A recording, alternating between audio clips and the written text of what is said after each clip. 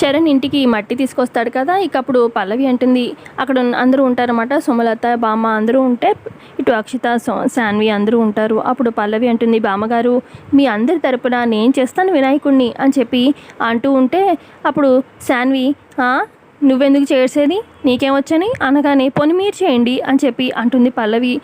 నేనా నేనా ఆహా నా వల్ల కాదులే అని చెప్పి శాన్వి అంటుంది. అప్పుడు భువన కూడా ఆల్రెడీ వచ్చి ఉంటుంది. అప్పుడు భువన నేను చేస్తాను వినాయకుడిని అని చెప్పి అనగానే ఇక అప్పుడు చంటి అంటాడు, అందరూ ఎటు చేయాలని అనుకుంటున్నారు కదా అని చెప్పి అనగానే ఇక అక్షిత భువన చేస్తే భువనకి నేను హెల్ప్ చేస్తాను అని చెప్పి అక్షిత కూడా అంటుంది.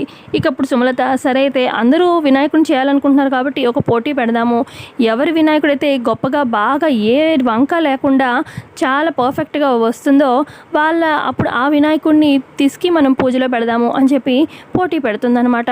ఇక ఇటు అక్షిత కొంత మట్టి తీసుకుని కూర్చుంటుంది, శాన్వి అయితే చూస్తూ ఉంటుంది.